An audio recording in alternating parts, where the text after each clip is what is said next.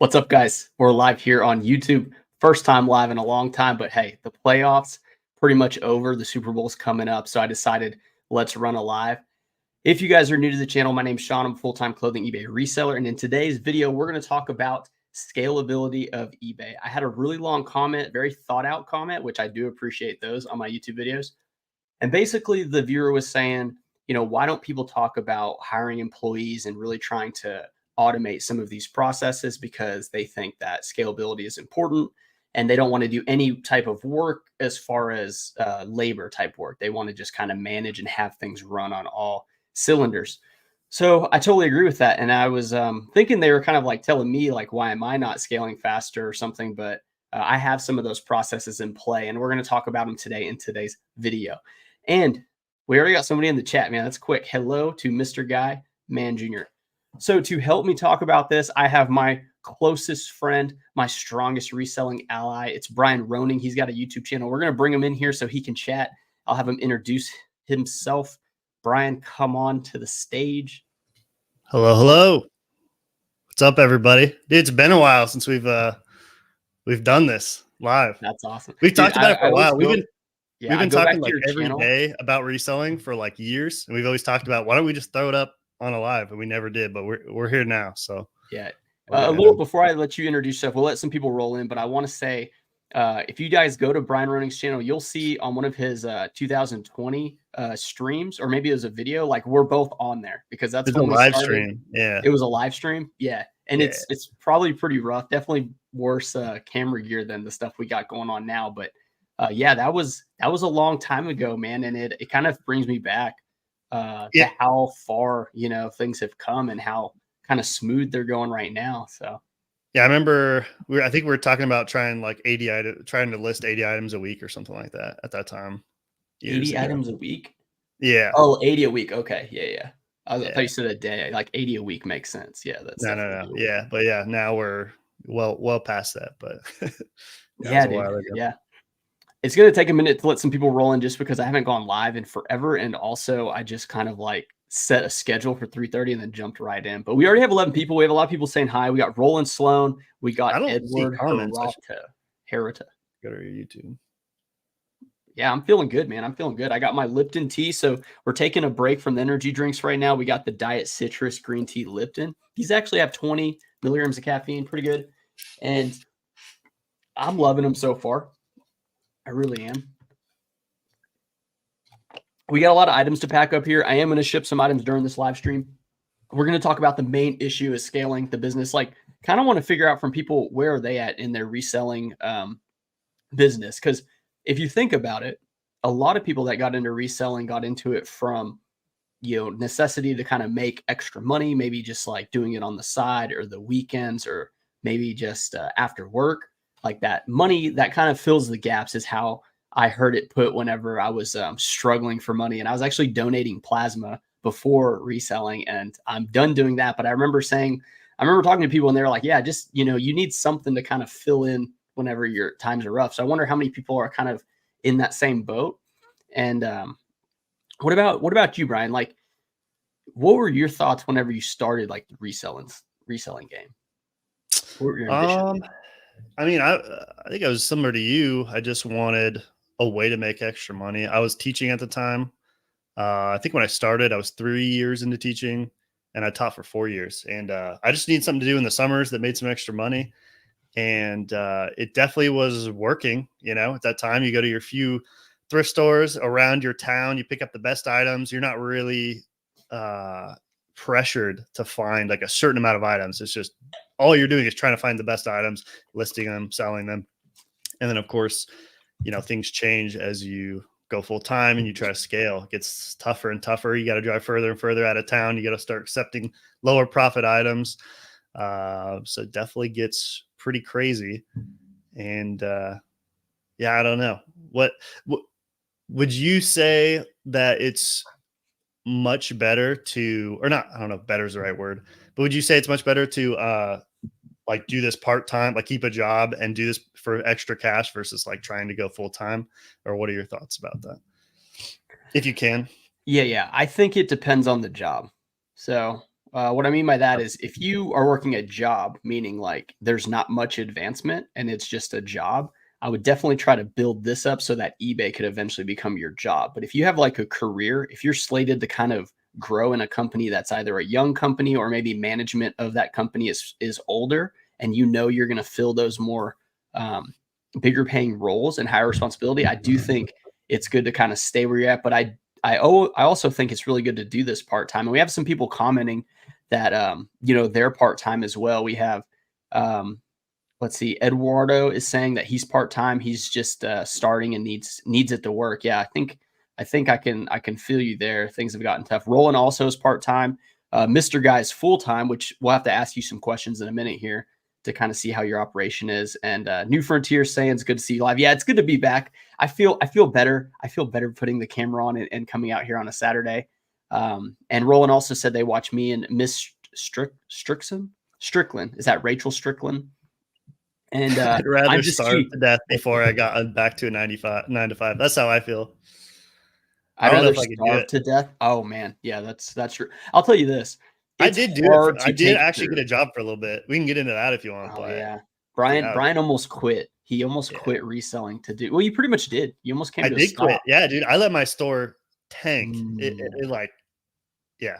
I didn't work on it for a couple months, dude. It tanked. It was bad. Brian had a pretty good opportunity to do like a different career, and ultimately it came to he couldn't take orders from people anymore. He had lost the ability to listen to somebody tell you what to do in a terrible manner. Because that's the thing too. Like reselling, by far the loneliest job. If you don't have social media, if you don't have people you can call and talk to, which, newsflash, everybody works throughout the day. Like it's hard to call my brother or cousins or friends because they're all like working. So you got to find other resellers you can talk we have earbuds in. We talk while we photograph. Well, I guess you don't really photograph much anymore. Well, I do when I photograph. We do when we source. We're out. We're constantly like bouncing ideas back and forth. Hey, would you pick up this item for $4? I'd do it for $3, but not for $4 or whatever. So we're constantly talking about resale. Yeah, I think if it doesn't help you get better, because we've done this quite a while, we know a lot of brands and what to look for, but it's just it breaks up the monotony. And like even just traveling to thrift stores, like I have to commute a long ways, but just even in between that 20-minute drive or 15-minute drive, it's nice to talk to somebody or listen to like a podcast or like a live like this. Some people say, I like to listen to your lives during photos because it's nice to hear reselling talk.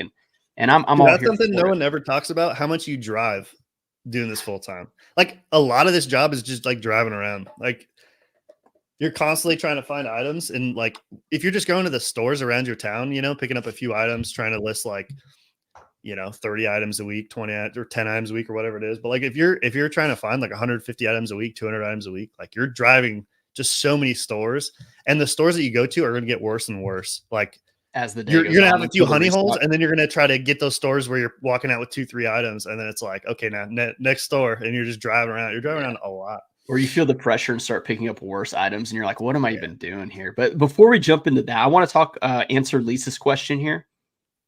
Lisa says, would love to actually. I can pop this out. I don't know what I'm doing. Lisa says, would love to hear about where you find help, pay structure, training, how you utilize help, all the things. Lisa, I've got it for you. So I was in the operation of like, I can do everything. And I did it for a while. And I came to the realization that I was tired of doing photos. I was tired of all the tasks. I just did it too much, too often. I think I was doing about 35 a day for the entire year. And then I had a son born, and that really changed things with my sleep.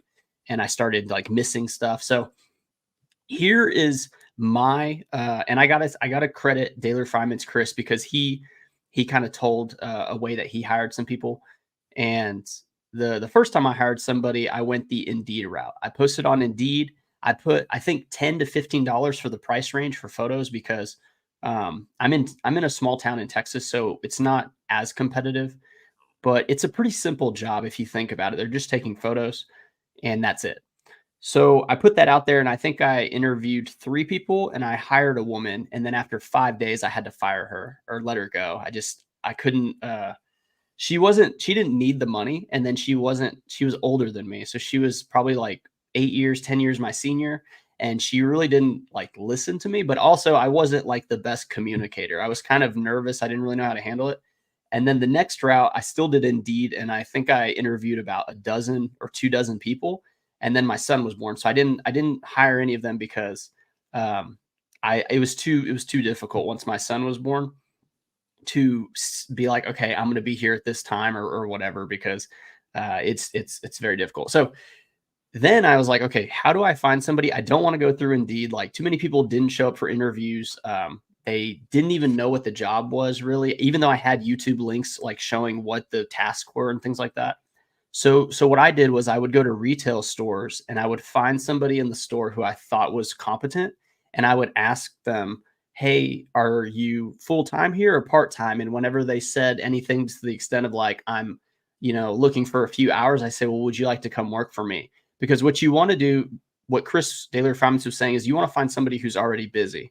When you go to Indeed, a lot of those people don't have jobs and they're just kind of sitting around, and they're not really like go-getters. They're just like clicking yes to every single job that they think has a good pay mark and that isn't like a bad job. So, You can which, get a feel for like just the vibe of people when you're at a cash yes, register or whatever. And sometimes right. you just know those people that are having a good time at their job that they're working at. Yeah. They're hardworking. They're, Well, it's mainly you know, squared away how they communicate. yeah. If they're shy, if they're nervous, which for a photographing jobs, like for eBay photographing listings, it's a pretty basic job. Like, there's no dealing with customers. There's really nothing but them and the clothes. So it's not like they have to be the most outgoing, but they need to be able to listen and understand quickly, because there are a few nuances that they need to hit. So I would You suggest going to retail stores, finding somebody, and then pretty much not necessarily like poaching them, but if you need like someone to fill in 10 hours a week, like that's the place to go. You can go younger, excuse me, you can go to like college, people who have like weird schedules and maybe you just need them for like 4 hours here and there. But that's how I would go about it. And then the other part of your question, you said pay structure. You can't pay them more than you make, and then you can't pay them less than what like an easy like entry level job is. You have to kind of be in the market range, which it used to be like $12 in my town, but now it's closer to like 14, 15. So you kind of have to just play it by ear, but then you also need to understand they're getting to wear whatever they want. They can listen to whatever they want. As long as, they don't smoke cigarettes and like have their hands smelling bad, like, cause that'll mess up clothes. It's a pretty simple job that has a lot of like, it's like a breath of fresh air for some of those workers, rather than working at behind the grill of a fast food restaurant, or even a retail situation where you're dealing with a bunch of screaming Karens and stuff. So yeah, you that's my best thing. And then as far as like telling them what to do, you need to know exactly how you do your items. So I follow the Trash to Cash podcast and ADH Dave, and he was hiring, I think it was like his son's friend or maybe a cousin or something, a nephew. And the problem with Dave is he has so many different items that if you're to hire like a 18-year-old or even the 30-year-old person, you say, "Hey, I need you to photograph all these items." They're not going to know what to do. And then if you don't know exactly how you would photograph them, how are you going to explain that to them? So that's a much more difficult way to hire. But once you create that person with the training over months, then they're going to be really good at it. Like, they'll understand, okay, I need a profile shot. I need the model number. I need, this piece has a scratch. Like, I need to photograph that. So, depending on how complex your actual eBay business is, then that kind of gauges how you need to train that person. So hope that answered your question, Lisa. Great, great question, though. I really appreciate you asking, Lisa. That did was you good. were What do you you were think, telling Brian? me Did to I say hire anything somebody the other crazy? day. Anything you want to add in on that? You were telling me to hire somebody the other day because I'm not quite ready. There's still some stuff I need to take care of. Like, I still need to get my like taxes in order and get just hired a CPA. So I gotta get all that figured out. But yeah, I was talking to somebody. We were talking. I had my earbuds in, and I was talking to the cashier at the Goodwill, and we were just like chatting it up. And you're like, dude, ask her to work for you right now. It's like, hire her right now. It's like I'm not ready, but So the yeah, thing that was about it fun. is, I will tell you this too. When you interview somebody, ideally interview them where you're going to do the job. Like, I was interviewing people at coffee shops and I was losing money on coffee every time. Interview them at the place of business and then have them do one round of photos. Like, say, hey, grab this camera, take these photos. Because if they don't know how to hold a phone properly, or they're just like way too nervous, you're going to know within a few minutes. It's almost like dating. Like, within the first few seconds, like, is this going to work? Am I going to be able to sit with them for 4 hours and have like a good work environment? So like, have them do the job and I don't know the legalities of that. I mean, it can't be that bad, but yeah, you just have them do like one round, and then don't do any like W-2 paperwork or whatever, W-4, whatever it is. Don't do any of that until like 2 weeks pass. Try to just pay them like cash, and then be like, okay, do you want to come on payroll and start taking their taxes out and things like that, or have them do 1099, and you can just do it that way. But you have less control over the employee if you do 1099 work instead of W-2. All right, what else we got in the chat here? I'm just Keys said, good to see you, dude. Flip It Good is full-time as well. Let's see. Eduardo says, my daughters helped me pack and store items, got tired of doing everything. Roland said, just started myself. Maybe someone can look at my store, Sloan Store, or Silver 12 equals 8. Give me your thoughts. No thanks, Roland. I don't like looking at people's stores much, man. But maybe somebody in the chat will and can message you. But yeah, I'm not really about that much anymore. Lisa said thanks. So yeah, I think we should talk about like what the person you hire should be doing and why. Because you have your person just do photos, but I know like a lot of people just talk about like, oh, you should have somebody do the whole thing, like photos, and then list the items after. And you and I actually did hire my cousin for a little bit, and I had him do that, and it worked okay, but there were some downsides to it. So I think maybe we should go for those. Okay. Yeah. So my understanding is like, what is one of the most important things of listing an item and selling it on eBay? To me, it would be the actual listing needs to be correct of what the item is, and then packing it to make sure you send the right item to the right person. Now, I've had Randy's my part-time employee. I have some videos on her. She does the processing, which means I take the clothes from the thrift store. She goes through them. She detags them. She buttons them up, and then she separates them into piles if it needs to be washed. Because some thrift stores, like if you shop at the bins, which I do not shop at the bins, but if you shop at stores where like the clothes are kind of dirty, it's good to wash those. If you shop at a store where things come in clean and then they smell fine, I'm against like washing every single piece. But then if something smells like deodorant or cologne or even like fabric softener that's too strong, I wash those in a separate pile. So Randy does the processing of the items, and then she does the photos, and then she packs them into the boxes like you can see over my shoulder here. She packs them and labels them with the SKU, and that's all she does. Now, I've had her list items for me before. The only problem is, one, the eBay like listing page is intimidating to somebody who's never seen it and somebody who like isn't used to being on a computer every day. Like it's a lot of work.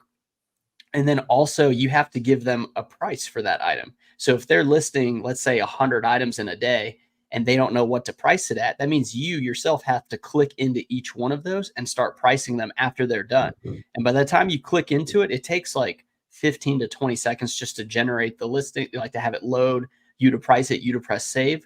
And I can do a listing in about a minute and 15 seconds. So it didn't make much sense for them to do that. Now, one way you can combat that is you have price buckets. Like I price a lot of my shirts at $15.99 plus shipping. So I would have a whole row of $15.99s, and then I'd have a row of $12.99s. Then if they found a stain on that item, I usually knock down $3 for flaws, stains, holes, things like that. So then they'd ask a question, or it got really complicated. So that's how I did it as well.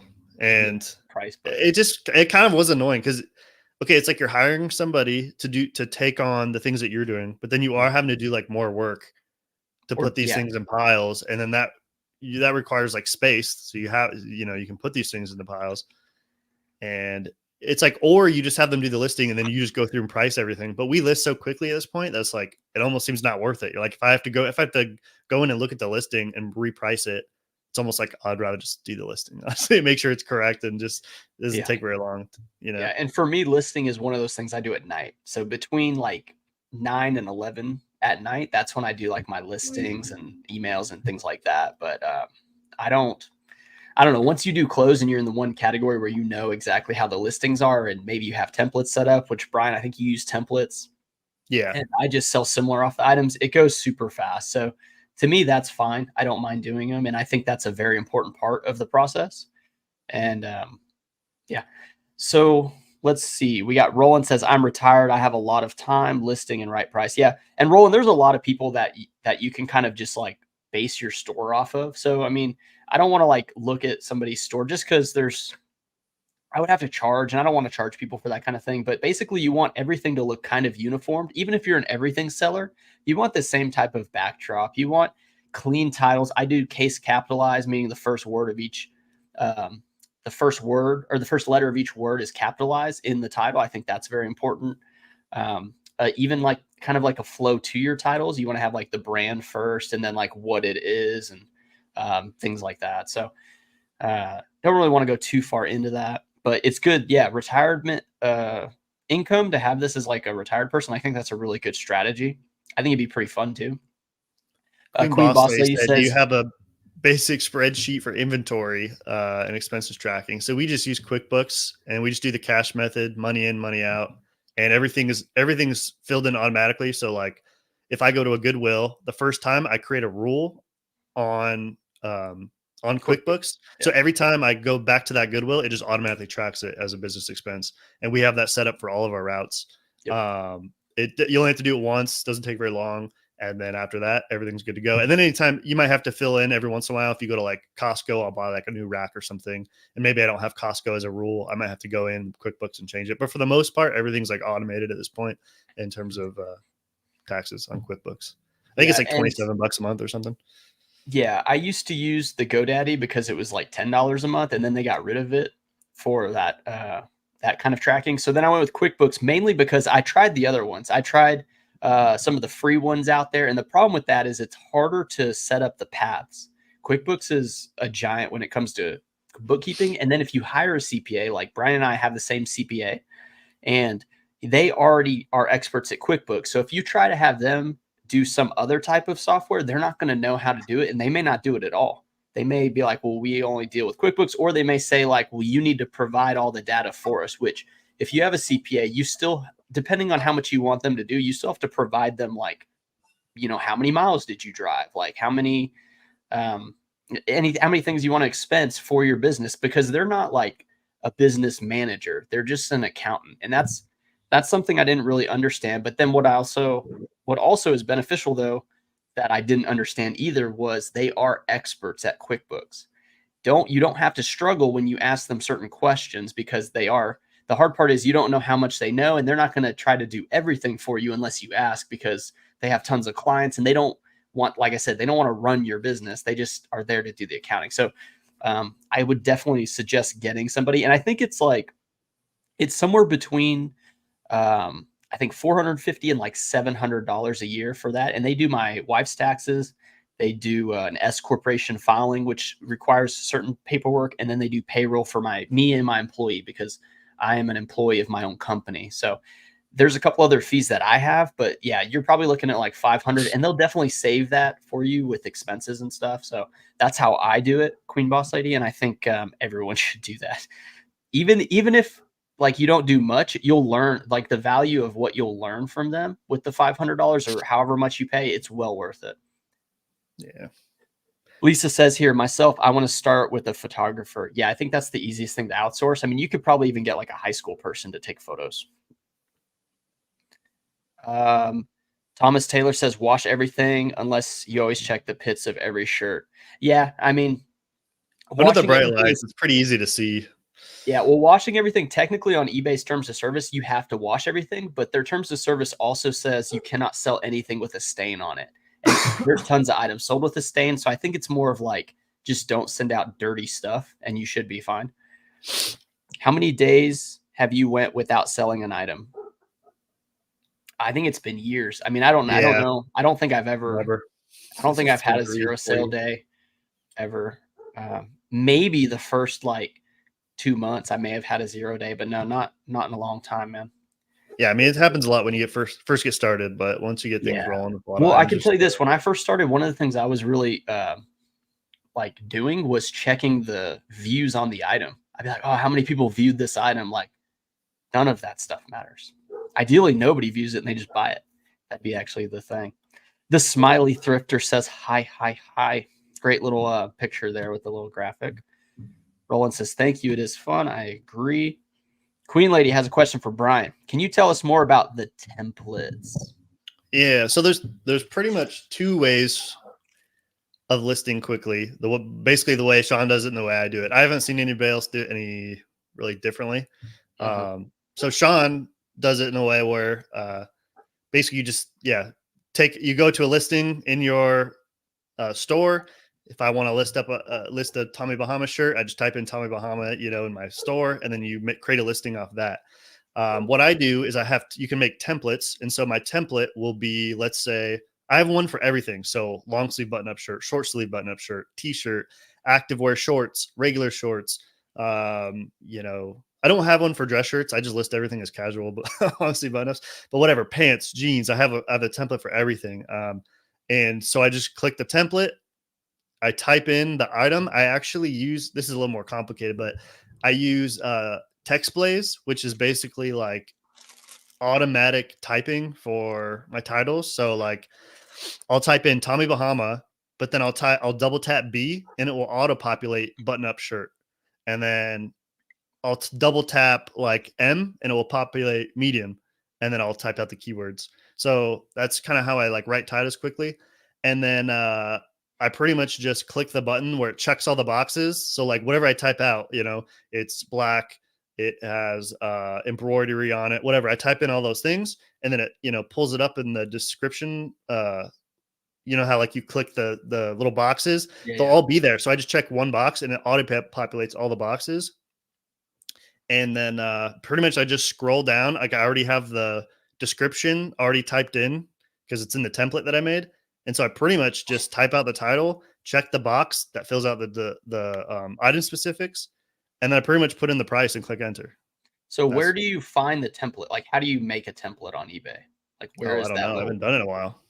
But is it like in the business policies or like the listing? Like how? Yeah, that's the other thing. So if you go to anywhere on eBay, like let's say, let me just check right now.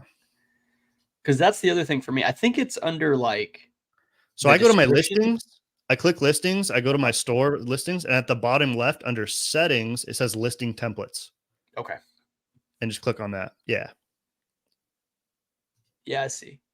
So then you can make your own templates. Then you create one for that category of item, and then once that category is created, the description already typed out. I have all the things that I've checked already typed out. And the great thing about it is I don't have to think about what was in the last listing. So if you steal a listing, you have to say, oh, this one's embroidered. I have to uncheck embroidered, but I don't have to deal with any of that because I'm only adding stuff to the listing. I'm not taking anything away because it has your shipping policy, your shipping preferences already saved as well. Because I'll tell you this, when you do sell similar off of a different item, not your own store, but a different one, the shipping preferences will create a brand new one based on what they have. And then you have to switch it back to yours. So it's definitely two ways to do it, but there's probably more errors the way I do it, but I think it's a little bit faster. Could be wrong. It can be. I think sometimes it's not though. I don't know. Because if you're unchecking, it just depends. They're both pretty quick. I hope that answers your question, boss lady. Lisa says, I was thinking initially of having a physical photographer. Then once that was set up, going well, implement a virtual lister. Yeah, I know a lot of people get the virtual listers from overseas and it's really cheap. I just feel like you'd have to still train them. And then you're trusting like one of the most valuable parts to an overseas lister or just somebody listening. And I don't know. I don't feel comfortable with it, but I list very fast. Like we both list quickly. So, but yeah, if you totally want to go hands off, that would be the way to do it. Oh, I love that part of QuickBooks. Yep. Me too. Roland recommend do not do auctions on clothing unless rare.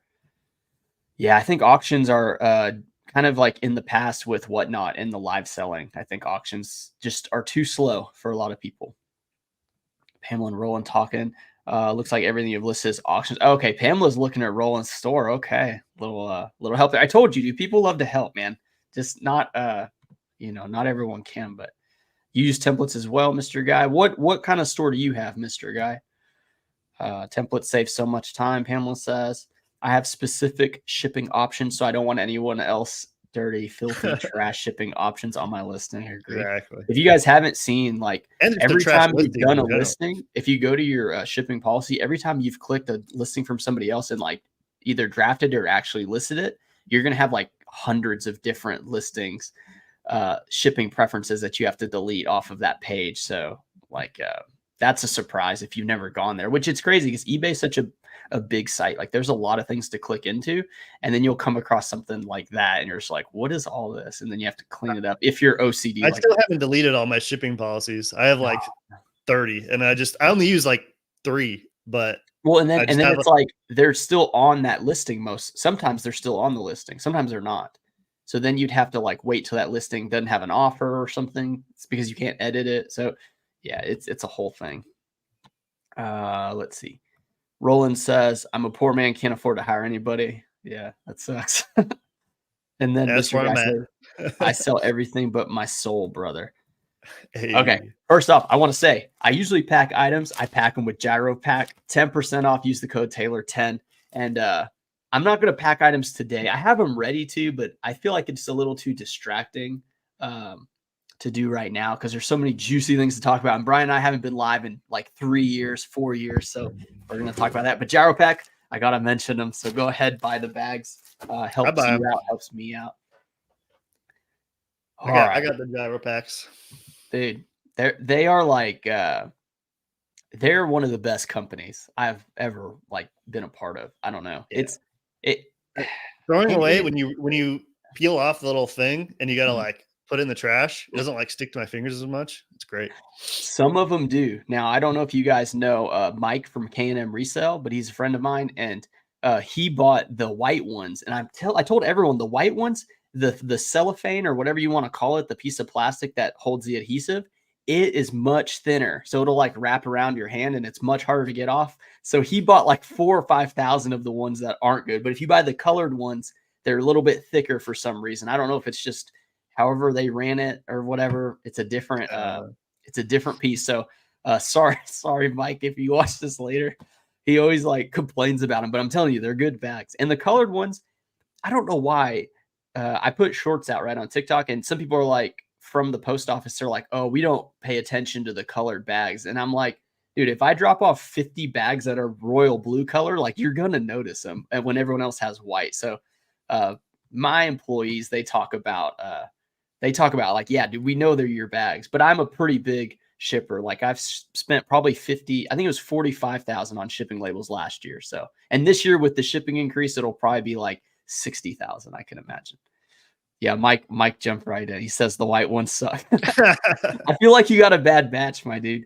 But like I told you, the colored ones are great, blue, man. Like, why would you want to go? The whole reason to go with Jiaropack is one, they're fairly fair price, especially with the 10% discount.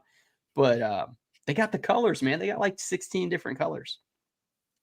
We got Jack in the chat, yo, and he says, "I thought you had an employee." I do have an employee. Brian does not. You were reading that guy's comment. And you were like, too poor for an employee. So you thought you were just saying that. Can't afford to hire anybody. Yeah, no, I said it stinks for that guy. Blue with daisies. Yeah, if you want to go crazy, get the blue with daisies. That's good, dude. That's really good, man.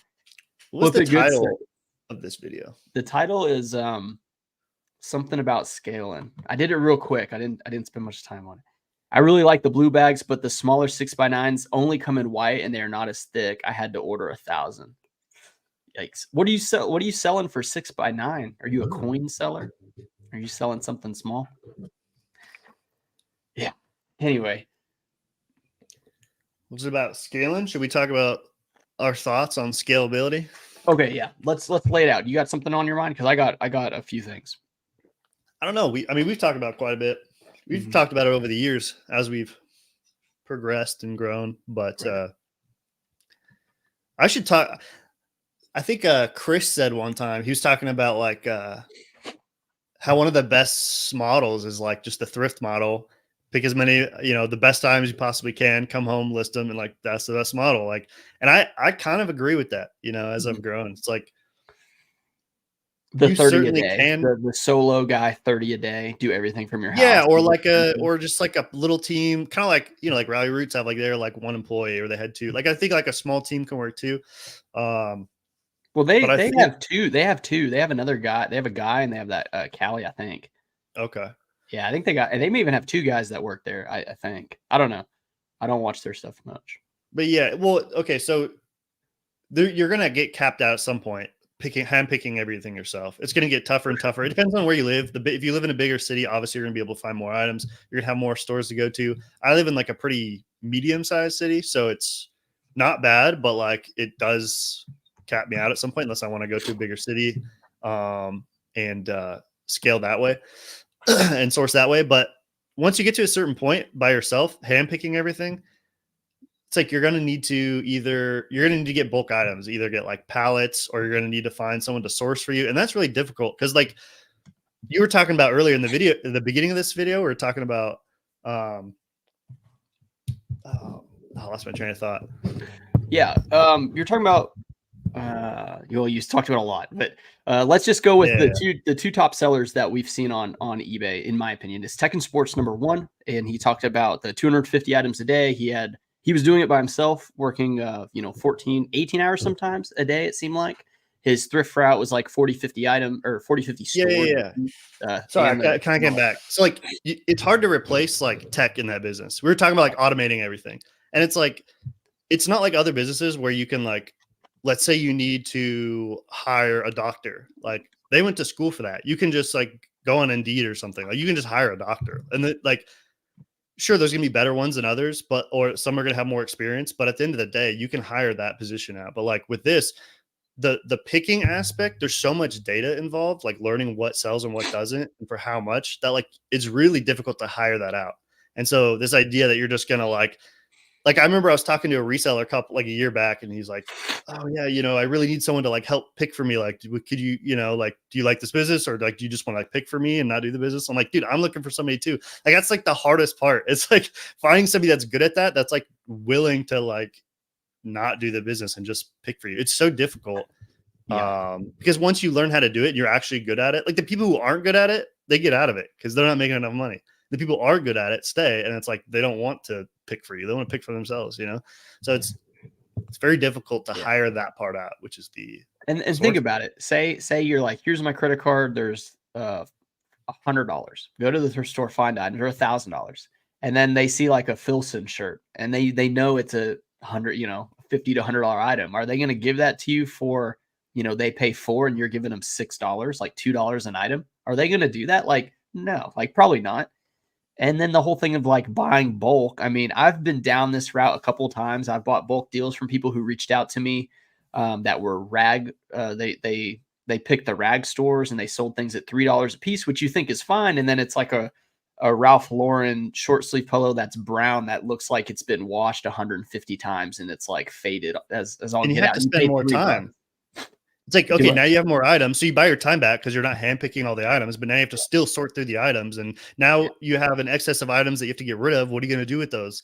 You can't just donate them. If you have too many, you can't just donate them back to a thrift store. Like you have to find what, maybe you have to like drive around to different thrift stores or put them in the dump, or like it's much more difficult than. Well, and then think about it. If you're buying bales, like the Bo Johnson route, he had a guy in his town, which RIP Bo Johnson, he's still living, but he's no longer on YouTube and he's done with eBay. He's getting into another business. But what he was doing was he had a friend who opened a thrift store who would buy bins, or he would buy bales of clothing. And if you guys have ever actually seen a bale of clothing, it's massive. I mean, I think they're like 1,500 pounds or something. And I went to this, one of the main Salvation Armies in Dallas, and I talked to him about buying it. And I wanted to buy just one bale. And he said it was $450. And I think it was like 1,500 pounds of clothes, all men's, women's, and kids mixed. And I said, well, I just want to buy one. And he goes, okay, well, we can load it on a truck. But he goes, we're not going to just sell you one, though. He's like, you would have to buy like 10 or 20. He goes, it's not worth the time for us to load it for you. And then you take it because the manpower it takes to just move something like that, get on the forklift, whatever, they just wouldn't do it. So then it comes to like, okay, maybe I want to buy a pallet of clothing, or like, our fearless leader, Harry Tornado, when he had those viral pallet videos during COVID. I mean, one, very little Goodwills are going to sell you pallets of raw inventory. And two, if you want to buy a pallet of clothing inventory, once again, it's going to be mixed. It might be rack pools and it might be cheap, but to acquire that deal takes a lot of time. Like I talked to one guy at a St. Vince de Paul and he said, oh, well, the person that buys our men's pallets, he's been buying them for 10 years. So like, how is this dude going to come to me and be like, oh, so you're you're going to just buy this one. Like, I mean, they don't know who you are. So like to build those types of deals, which, you know, Tech talked about doing, that's different. I mean, he'd been doing it so long, you know, the hours and years he put in at those swap meets or thrift, what do you call it, flea markets and all that, like that gives him the ability, and then he's able to snap on it because he has the capital to do it. Which if you're starting out and you're like, I don't really like thrifting because I can't find anything, let me buy a pallet of clothing, like good luck, because if you are able to secure a deal quickly, it's probably not going to be good stuff. It's going to be a bunch of stuff that somebody else who's a reseller couldn't sell when they bought a big load of stuff and they just put it in a pallet. So if it's too good to be true in this game, it probably is. So very difficult to scale at that point. But yeah, I wanted to bring up Tech and Chris because they're two of the ones who've shown how big you can do it. And I know there's definitely bigger sellers out there in like media and that don't put the stuff on Front Street for the world to see. And it's the just tech thing, though. It's like, dude, that dude works like 16 hours a day. It's like, and you're not going to copy that guy unless you're willing to do that. Yeah, and I mean, he ate the same like, food. I'm not going to do that. Same foods every day. Can you imagine that? I mean, and I get it. When he said he'd go on his route and he'd go to the bathroom at the same stores, like I get it. On my thrift day, there's certain bathrooms I know I probably need to hit because the next ones they may not have a bathroom. So like I totally understand with the long. I go to the same food places. Yeah, I know. I get hungry on the same time, and it's like there's 3 places around. It's like it's pretty much I'm going to like In-N-Out or like Chipotle. There's like one next to each other. That's what I'm doing. I'm eating one of those places. And I noticed that my YouTube videos where I go on the route, those are the ones that perform most well because I think it's so unique to see somebody go to that many stores in one day, and it's like a journey. Like it's like a little story. Like it's a trip. It's like a start to end 12-hour like grueling thing. But you usually get really good items because you are able to hit so many. So I'm gonna do some more of those, but. Yeah, so scaling to the point where you're doing too much work, but the money's there, right? So like, okay, it makes sense to do it. But if you're doing it by yourself, you're definitely sacrificing your life. Like the reason that I wanted to work for myself was I wasn't able to like make enough money with the skills that I have doing other jobs. And I didn't like the whole corporate stuff. I didn't like not being in the family. Like say you're working construction or a job like that. If you're not the son of the the guy that runs the business, like you're not going to get paid much. And then I was like, well, let me run my own business. Then I can make as much money as I want. Well, now I got to the point where I make enough money to cover my bills and make sure my family's secure, but I'm not trying to work like all the time. Like I'm already like the 1 year, I think I worked like 50-hour weeks at least, and I'm talking about Saturdays and I'd work some on Sundays and it's grueling. So now I'm trying to get to the point where it's like, how can I make money and be okay? Like I'm not trying to make millions of dollars, but I'm trying to make enough money to be fine, but not spend any time on it. And when I do spend time on something, it's like enjoyable, like making a YouTube video or like, going sourcing on a Saturday with my wife and kid. That's like fun, right? And I can make a video on it. So that's kind of what I'm trying to shift to rather than like grinding out with the clothes. But if you're in a pinch and if you have the time and effort to do it, like it works. I'm trying to show people that it works. The problem is it's not glamorous. It's not like you're not finding Coogie sweaters every time you go to the thrift, like Coogie. You're just like, you're selling like Wrangler stuff and making like $10, like stuff like that. It's just way different. Let's catch up with some of these comments, man. I've been blabbing for a while. People are talking about your YouTube channel. I'm going to throw that up while we go through some of these. That's Brian's YouTube channel, Brian Roning. If you guys want to check it out, which he's got some pretty solid videos, but he's still trying to get into the flow of putting a bunch out there because it is a challenge. Consistency. Yeah, it's a challenge when you're trying to. It's time, dude. It's time. I've had my channel for years. I mean, we that's how we met. Is I had you on my channel like 3 years ago or 3.5 years ago. That's how we met, and then we both stopped doing YouTube for like years, and then you got back into it a little bit sooner than me, and I'm kind of just starting back up again.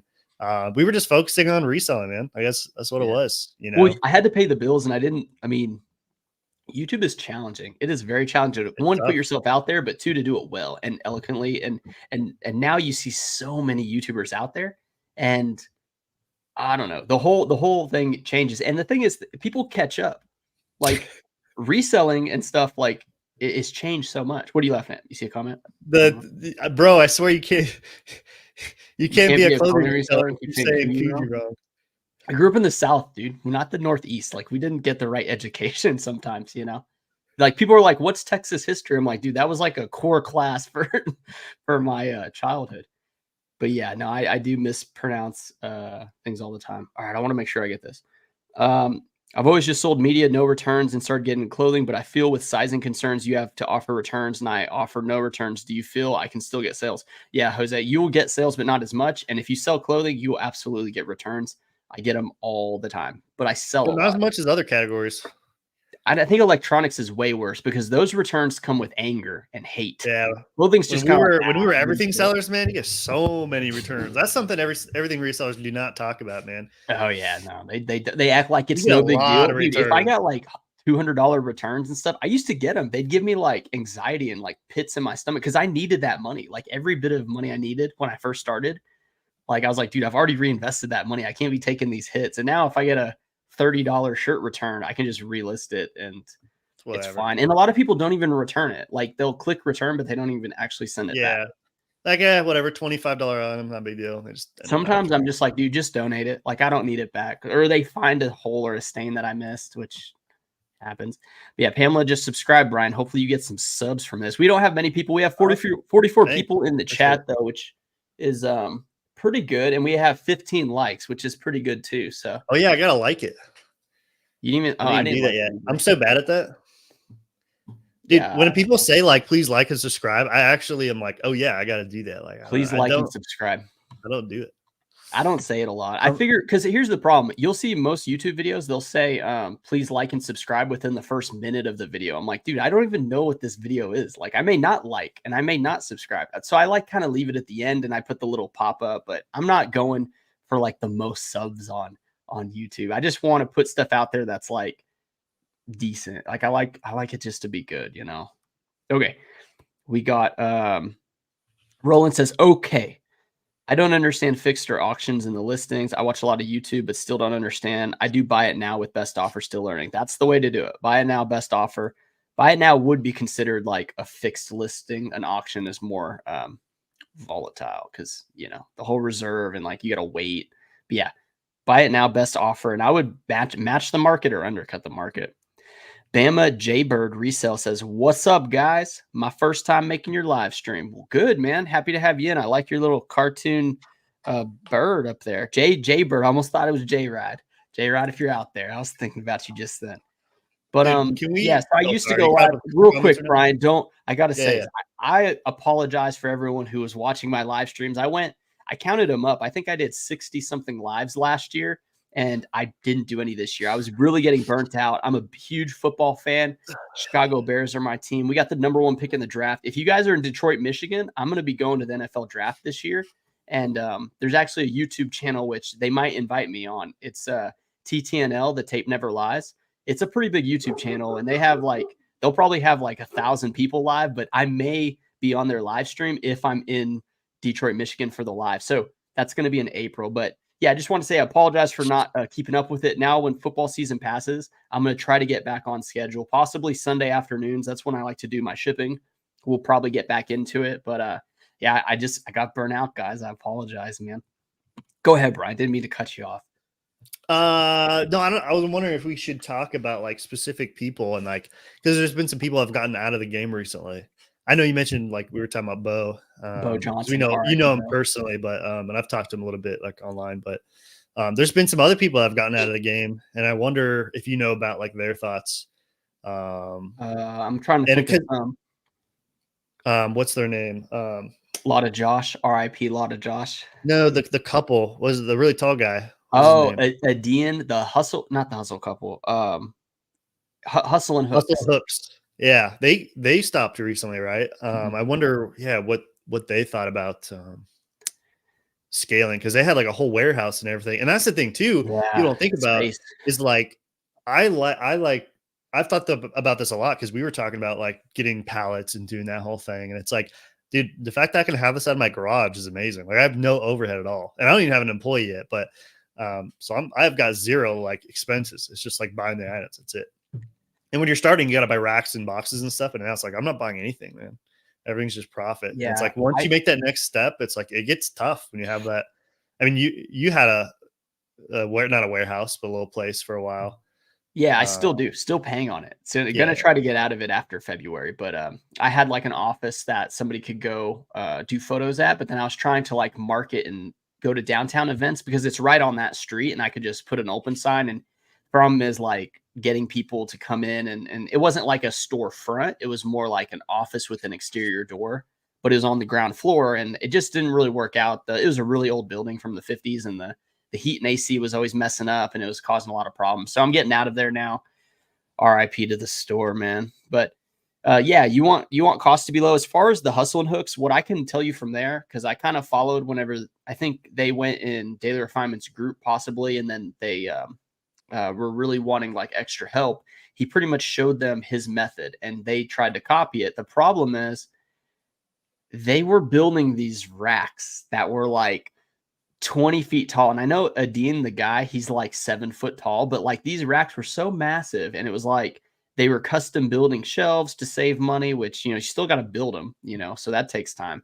But then they were sourcing like, I don't know if they were just doing like thrift stores, then they were doing bins, then they were getting pallets of stuff. And it just goes to show when you start scaling fast and you're not getting good enough stuff, or like, not everything will sell. There, that's the whole reason like these stores, like these big stores, like have to get rid of all their stuff because they overproduce and then they have a bunch of stuff that just isn't in style, or it's like it's just not good stuff. So you can't sell anything. And then they got to the point where I think, yeah, I don't know if they're paying like $3,000 or something for that place, but it was just too many expenses. They had employees, and then they had like mistakes happening, and it just multiplies and multiplies. But yeah, yeah. So they it's like, went yeah, back. you're paying for rent, you're paying for employees now Oh, because you're yeah. doing more volume. You have to buy more racks, more everything, Mhm. More to clothes. scale the business, the infrastructure, and then it's like, your yeah, and then your sell-through rate's going to go down, your ASP is going to go down, everything goes down, and it's like you're more expenses and your items are worse because you're not hand picking them. Like, When you things have to start think slipping like, through the cracks, right? Like you start yeah, making and more it's like mistakes, I was and then saying that's the problem. earlier, it's not like another business where you can just hire like a doctor and that person spent 8 years going to college or whatever it is. Like, you're the doctor in this business that like can't really be hired out because there's no school for this. Like, you have to be like picking the best items, and if you don't, and you're getting pallets or whatever, like everything's going to go way down. Like, people just think there's like this magic box that's going to come in. People are just going to give you Oh like yeah. amazing items. It's just not going to happen. Like, I don't know. It's way more difficult than people think. Or I guess it does happen, but it's very difficult to build those relationships. Yeah. I'll catch up with the chat here. Justin, I had your comment up there. You said, I so agree with that. I assume you're talking about everything we're saying. So I'll just say like, yes, I agree too. Uh, Lisa says, I noticed on Daily Refinement's videos, he had some kind of macro, which he used to list faster. Wondered about that. I actually talked to Brian about creating a macro. So you can record a macro on your computer and it'll show all the clicks and it kind of saves those clicks. So you're pretty much setting up that. But I don't think there's as much faster listings than either a template or just selling similar off your own item. Because think about it. If I have this Under Armour shirt that's gray, right? And it's a size medium, and then I find another Under Armour size medium and sell similar, all I'm doing is changing the photos and then literally putting save to draft or list. So I don't know how a macro could help really, because I don't know. I don't think macros would work in that instance. Now, if you wanted a macro to, when you get to your computer and you press the macro and all the windows pop up how you want them to, and then you can start work, like that may help. Then you have to go around and click all the tabs and stuff.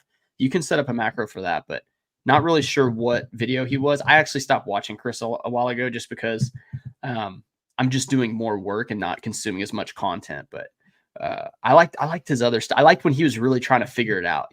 I really enjoyed that part of it. Derby saying when he was looking up items, possibly. Maybe. I don't know. Mr. Guy says, if you have a worker pick for you at the thrift, that worker's going to be your competition before you know it, and just keep them doing photos. I disagree. I don't think a lot of people are actually like that big of self-starters to like do that type of thing. I think it's rare. I think it could happen, but I don't think that's really the case. And I don't think getting someone to pick at the thrift is that easy either. I mean, sometimes I go to a thrift store and I leave with like, 30 items. And then sometimes I leave with like 5 items. And if you just give somebody a card and say, hey, pick up these brands, but then it's like this Under Armour shirt in a medium, I would pick it up for me to wear. But like if it was a 3XL or 4XL, it might sell for, let's say $15, shipped. but you can't spend 4 and expect to sell it for 25. It just doesn't sell in a medium like that. So I don't know. I think it's much more difficult. And then when you say, well, hire a bin shopper, I mean, yeah, the cost of goods go down, but it's like those items are at the bins for a reason. And I think it's hard to find the good stuff there too, unless you're We pretty talk about the experienced. bins, dude. I Oh don't my gosh, I hate the bins, Let me man. go through a few more. I'm pretty far behind. I don't Oh my even just god. thinking about the bins makes me not want to talk about them, but we can hit on them. Derby says, when looking up sell-through rate, how many listings versus sold? For example, 10 listings, 3 sold. So that would be a 30% sell-through rate. I myself go as far down as 25%, but I live so far from like good stores that I have to stretch and make those trips worth it. But some people go much higher. And also I am listing like between 25 and 35 each day. So I can take a slower sell-through rate because I also can store 7,000 items in my garage. I don't have to like really move the items quickly. But what do you think, Brian? What's the percentage on sell-through that you go for? It's difficult. I would say I don't go under, let's say 25%. And really I'm trying to get away from that. Mhm. I would say more like 35%. Now, It does it depend on depends. how much it sells for, how much you're going to make? So say you're going to make a profit of $100, but it's a 25% sell-through. Right, right. The better the item, the more profit I'm going to get. I might go down to like 25. It also depends on like if you're looking at an item and it has a 25% sell-through rate, but you know you're going to have the best item on eBay, I'll throw that item up. So like let's take a brand that's 25%. I don't know. Let's say Ralph Lauren Probably or like a something. Ralph Lauren, yeah, like a button-up. So if you have like a style that you know is in it, that's in style, it's like the best pattern. So when people, well, actually, that's actually a bad example because Ralph Lauren, there's going to be like 10,000 listings with like 2,500 sold, and so you could list one and it won't actually, no one's going to see your listing because there's so many. But it's Yeah. if there's like, let's say there's like 40 listed and 10 sold, that's still 25%. But you're still the probability that someone that one of those 10 people that buy that they're going to find your listing is pretty high because there's only 40 listings. So like if you I'll say throw it this up, too. I think depending on how your store is, you could rank higher, having the best price, the best return policy, the best photos. Like I think even though the one maybe 25% sell through, I don't think mine personally is 25% sell through. Now, if it's a Ralph Lauren button up, but it's a color pattern that I never see, like if I very rarely see, because some of the color schemes are a bit more, rare. I know that one is going to be of higher sell through than the other ones, but there's no way to really narrow it down, especially on your phone. And now that eBay is yeah, like not working half the time with the listings and looking up the solds, uh, that's the whole nuance thing, right? So it's like maybe I would spend $9 or $10 on that long sleeve button up because I know it's going to sell for 30, but then in another color it sells for like 15. yeah. Like Well, yeah, you there's would a never couple buy. things there. One, how much money have you invested in the item? If you're paying $1 for an item, I'm more likely to pick something up that's like going to take longer. Mm, If you're paying $10 for an item, like I don't want to lock up $10 for a year and a half, yeah. you know. Um, But if you're but then balling and also you got the like money, dude, just lock it up, dude. Go for it. 10's like a dollar to some of us. it's true, but also like condition too. If you have something that looks basically unworn too, like I'm more Yeah, willing to like go yeah. down because you have the best item. Like a used item can't get better than this one because you has the best I pattern, it has the think best I think a video condition. on condition's a big deal. The problem is I don't try to buy the bad condition stuff anymore. I used to do it. I Not used at to buy all, it a man. lot. Yeah. And I remember when I started, dude, I made the mistake all the time where I'm just Mhm. focusing on brands. Like, oh my gosh, back then, like Tommy Bahama was still pretty good. Fire. And so it's like, oh my Yeah. gosh, it's Tommy Bahama, but it's like a silk shirt that's all like faded and worn out. But I'm like, oh, it's Tommy Bahama, dude. And it's like, Does it no, dude, feel that's like not silk selling any ever. does It's it feel never like selling. silk anymore? Feels like some other random fabric. Now, and it's not just like pilling or tears, it's like color. Like if the color Yeah. is not there. Like this Fade, shirt, the this feel of this it. gray shirt is faded. It looks fine in this camera, but I'm telling you, this shirt is not a rich gray shirt like it used to be. And people, they will return their clothes because of that. And it's not going to fit the same either. But here's the other thing. Say it's a vintage Carhartt flannel or jacket. Like condition can be terrible and it's fine. Or say it's a Ralph Lauren flannel, but it's faded and like it looks faded. That's gonna be fine compared to like, yeah, a better one's better, but like that's still sellable. But if it's another brand, it may not be sellable. So Yeah. that's there's just a lot to it when it comes to that. So let's catch on up. Queen Boss Lady says, I had is hard to hire the knowledge. Oh yeah, dang near impossible. You have to train them, you know? Derby says, meaning if there isn't enough listings, is it worth it? Hopefully that makes sense. Oh, like if there's not enough listed of that item? Uh, I don't think so because there also is something to be said about like some brands are newer and there's not that many listed in the used market. But then also like if you know it's a good quality item, like maybe I don't know. I'm pretty bullish when it comes to like a good item, like snowboarding pants, right? Or like paintball stuff. Like there's not a lot listed in some of those like types of clothing. But if it's in good condition and you know it's an expensive piece, like if you can afford it, like Brian's saying, like if you can't spend the $10 or the $20 and wait a year to get a profit of 20 to 40, like then maybe you shouldn't buy it. And I totally understand. When I first started selling, I had like maybe 40 to $100 a weekend. And if I couldn't get that money turned around, like I couldn't buy anything else. And I mean, I bought so many VCR recorders and like toys and like just random stuff. And I'm like, dude, my money's just stuck right here. Like, where are the graphing calculators at? Like, those are the ones I want to be selling. So, Yeah, I remember spending $20 was like painful back then. Now it's like if I can spend 20 and make 40, dude, I'm thrilled with that. Like I'm thrilled because most of the shirts we're selling that we're picking up for a few dollars, we're making $9 on them. So it's like if I can spend 20 to make 40, oh, that's way better, you know? Yeah. And that's the other thing too. So if I'm spending 20, like I really want to make at least 10. Like usually I always want to make 10, but if I'm spending 4 and I know I'm going to make 7, like I'm okay with that too. Let's go on. This is the Kugi. Whatever, man. Whatever. I know I'm gonna say it. Kugi. Oh, we're that far back. Yeah, no, I am. Let me go. A little bit. Got it. I got an $80 return, but they didn't ship it. It saved me some hardship. Yeah, and returns are always frustrating, but that's part of the online selling. Do you still have to wait for payment on eBay? I think they changed that, but I don't really pay attention if it's actually like instant payment. I think it is on offers, right? I'm not sure. Lee says, hi, hello. Very nice picture there. You look like you're standing in front of notebook paper, though, like you would see with the lines. Sean Russ says, there you go. I like the video. Yes, like the video, everybody.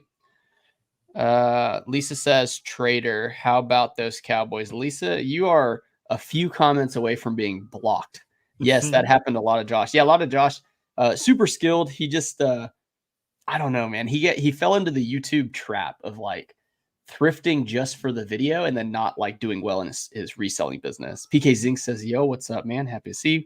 Busy Bee Company says, dang, thought my $150 storage rent was bad, but $3,000 is a lot on $20 shirts. Well, I mean, I think it was $3,000, but they had a massive warehouse and they had employees and stuff. But that's just a guess. I'm not 100% sure.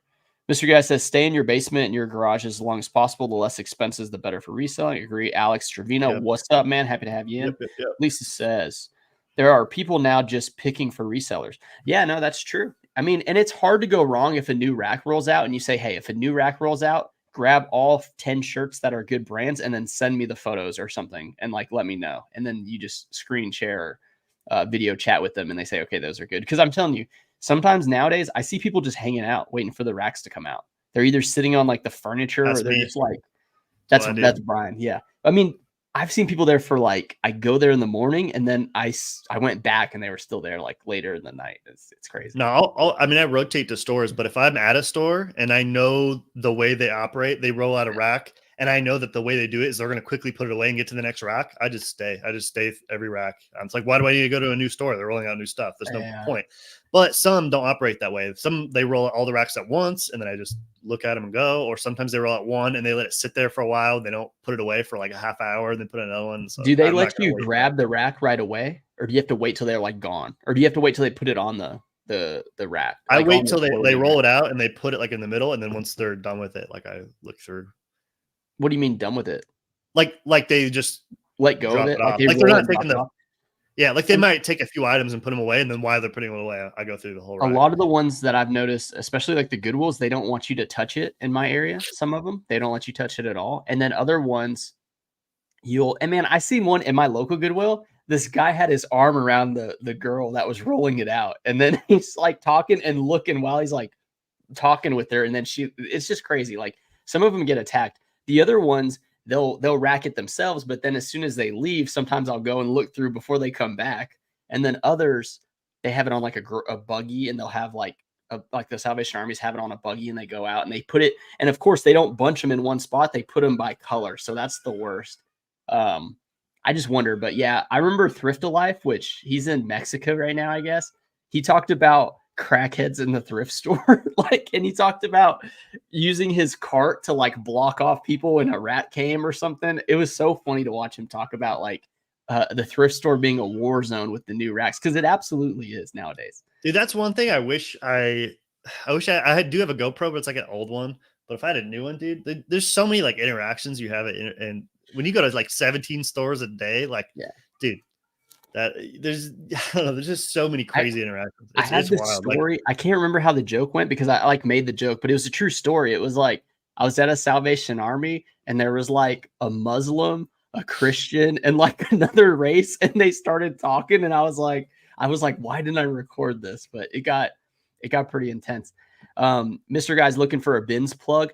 Yeah, and you got to find the bins guy that's like only looking for rap tees, rock tees, and he's going to find you that other stuff that works. Can you guys hear my son screaming? No? Yes, no? no, He's mad. I don't have headphones, but I can't I hear. don't know what they're doing to him right now. I feel for him though.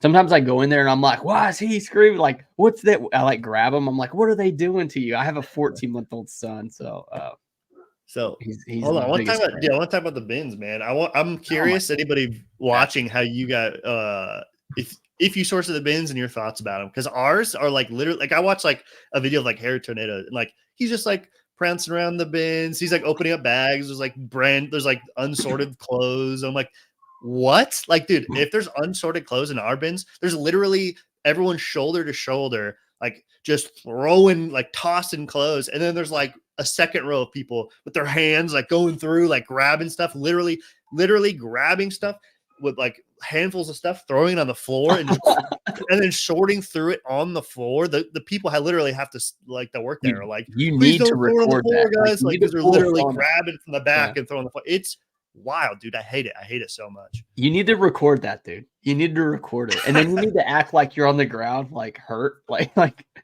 that'd be too good, man.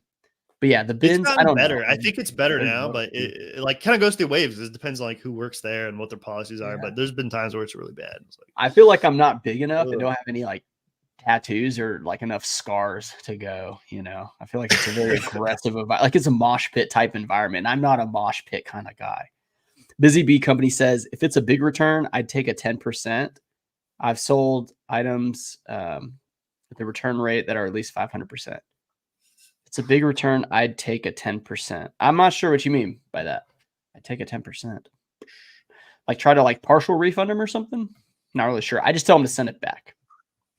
Mr. Guy says Ralph is flooded and I'm only grabbing unique Ralph Lauren Polo Bear vintage stuff, wild patterns. Reggie polo trash. Reggie button-ups trash. Dude, I disagree. I sold like $76,000 in casual button-ups and probably like 20,000 was Ralph Lauren. So keep leaving them on the racks, dude, because they absolutely sell. And people will buy multiple because they fill out like their wardrobe with them. And Ralph Lauren still means something when people see like that pony on their shirt. So like there's a lot of, it's flooded, but like there's a lot of buyers that like the solds are flooded too, right? Talking about like lower selling stuff. That's why, like, if there's certain brands where like I already know I have some of that stuff in my store, and like I'm kind of okay with flooding it because it's like, yeah, like you said, someone will buy one thing and they'll buy like 5 shirts from you because they'll just get them off for cheap. I had somebody buy like, 24 shirts, dude. Like, yeah, 24. I mean, they were a reseller, but like people will buy, and most of them were Ralph Lauren, right? So like I made my money on them. I don't know, man. But the Reggie Ralph Lauren trash, that's hilarious. I like it though. I mean, I get it, and I totally understand too. Busy Bee's talking about Mr. Guy. XLT polos sell for me tall. Yeah, that's another thing. Big and tall sizes are a guaranteed sell for me too. I sell those all the time. Love the Goodwill bins, but I don't have time to go every week. Yeah, I don't know if love's the right word for that one, but they are. I mean, finding like the treasure hunt is real. I'll give you that. Like it's a good thing. Lisa says I like selling shoes. Others hate selling shoes. I would love to team up with someone local like that. Yeah, it just comes to like how much do they know or care to help you? Like, are you paying them enough for them to actually care what they give you? Are you trading enough for them? Like, I don't know, man. Poochie Picker says, "Hey guys, what's up? Yo, yo. I saw you have a lot of subs, and I saw you on my like most recent sub people, and it's defaulted to 90 days, and I saw your Poochie Picker's name for like 3 months, and I'm just like, geez, why can't 90 days pass so I don't have to see like your Poochie's name? Just because it's like, I want to see like different people, but very cool. Happy to have you in. Lisa says the bins are cray for people invading your personal space. Oh yeah, there's because there's hundreds of dollars, thousands of dollars in those bins, right? And it's just who's going to get to them first. Poochie says, I've been full on yelling spats at the bin. Some people are bullies. Got to record that stuff. PK Zink's asking Brian a question. Brian, he asked, what described about that insane bin scenarios is why you couldn't pay me enough to participate. Yeah, exactly. It works. They have good items there, but I ain't doing it. Yeah. And Poochie's getting a kick out of it. Yeah.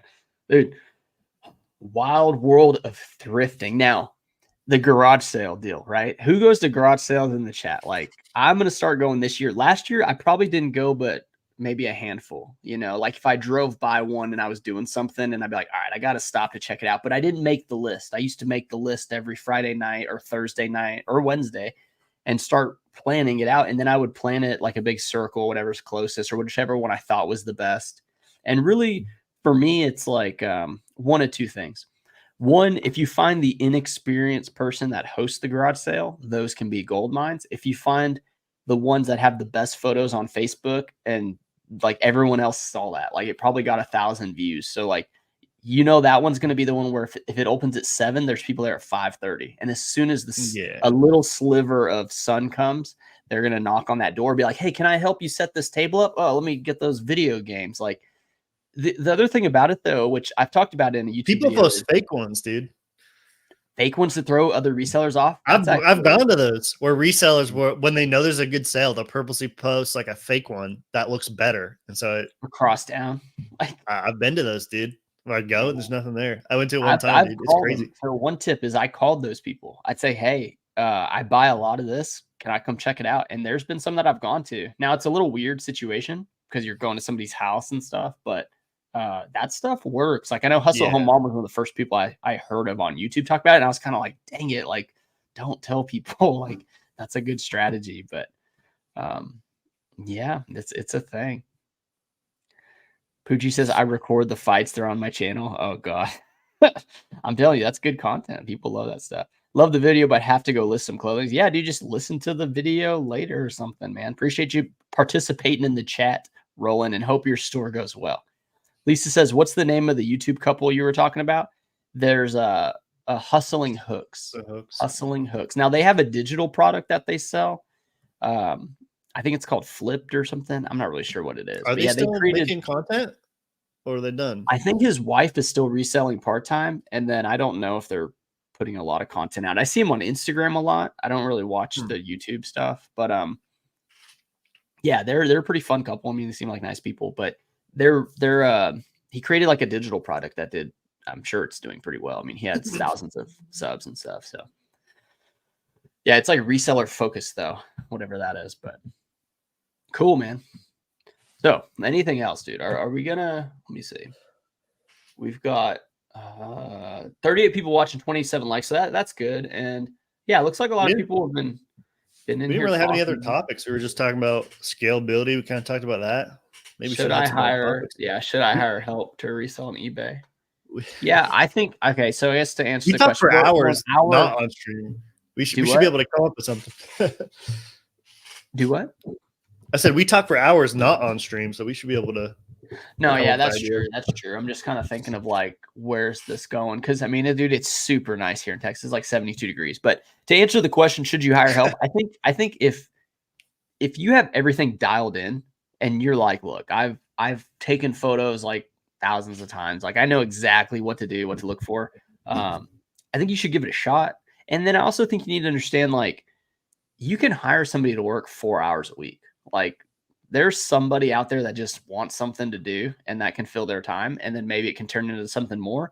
if you're giving somebody the expectation that like, hey, I'm going to provide this much work for you, you really have to have your sourcing dialed in.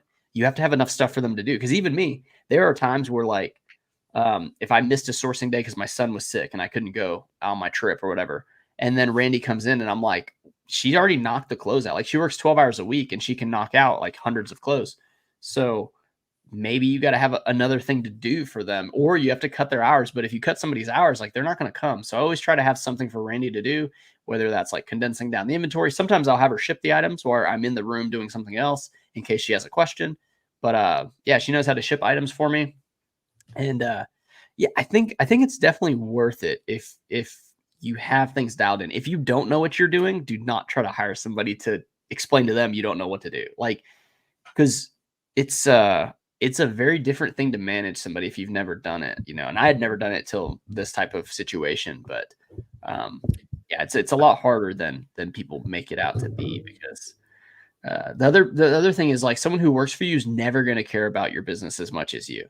They just aren't. I don't know. I mean, very rare that you're going to find like a Hank Hill, you know, how loyal he was to Propane and Buck Strickland, but like you're not going to run into that very often. But if you do, make sure to hold on to those people because they're really good. I think it's important to know what you're going to do with your time too. Like once you hire somebody, like, Ooh, what are you going to do?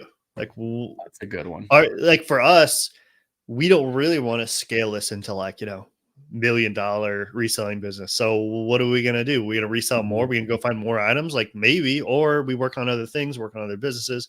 So you have to figure that out for yourself. If you hire somebody, you have to know what you're going to do with that time. Like, it's not just like, oh, you're hiring somebody, you're just going to like make more money now. Like, no, now what do you do? Like, you're going to up your listing goal. How do you do that? Do you have a problem finding items? And you need to find items. If you don't have a problem finding items, and like, what are you going to do with your time? I don't know. So I think it's pretty important. That's a good point. So yeah, think about it. If you hire somebody, so say you list a shirt and you make $10 profit, but you hire somebody now to list the shirt, and then now it's, let's just say $8 profit.